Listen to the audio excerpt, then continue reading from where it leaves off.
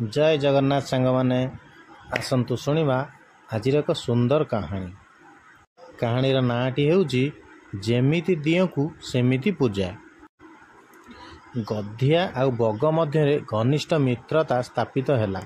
दिने गधिया घरे भोजी हैला। से बग को निमंत्रण करी कहिला, काली आम घरे भोजी तथा खिया पियार व्यवस्था हेउची, तमे निश्चिंत आम घर को आसिबो। ता परदिन बग गधिया को घर को गला निमंत्रण रक्षा करिया उद्देश्य रे। ताकू देखी गधिया गोटे बड़ चौड़ा थाली रे किछि क्षीर नहीं आसिला एवं बग को खाइबा को देला। आस आस भाई, एका सांगरे आमे दुहे भोजन करिबा। किंतु बगर थंट लंबा थिबारु चौड़ा थाली रु खीरी खाइबा तापे असंभव गला। किंतु गधिया सेतुरु आराम से खाई पकैला। गधियार चालाकी बगटी जानी पारला। बग कहला, किछि नुहे, तुमे खाओ बंधु। बग ता मुह को केवल अनाई रहिला। एथर गधिया बग को ताच्छल्य करी कहला, खाओ खाओ भाई खाओ। खाऊन कहीं? खीरी तो बहुत बढ़िया भाव में तैयारी होइछि, कौन तुमको पसंद हेउनि कि? बग बिचरा भोकिला रे भोजी रे भाग नबाक आसीथला। से केबे चिंता मध्य करनथला कि गधिया ता सहित एभली छल करिवो बोली, आउ लोकंक पाखरे मोते छोट करियो बोली। परंतु से आउ करिवो कौन?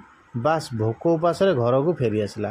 किछि दिन परे बग गधिया को पुणी तांको घर को भोजियो बोली निमंत्रण करदेला। एभली निमंत्रण पाई गधिया खुशी मन नाची नाची बग घर को चली चली गला। बहु विलम्ब पर्यंत नाच गीत चालू थाए। आस्ते आस्ते तमाशा देखुथिबा लोक माने चली गले। सेतेबेले बग गोटे लंबा माटीर सुरई रे किछि मांस तरकारी धरी गधिया सामना रखी कहला, गधिया भाई, एई लंबा सुरई भितर आपणक पसंदर मांस तरकारी मु करिछि। एहाकु खाई आपण आपणकर भोकर अंत करंतु।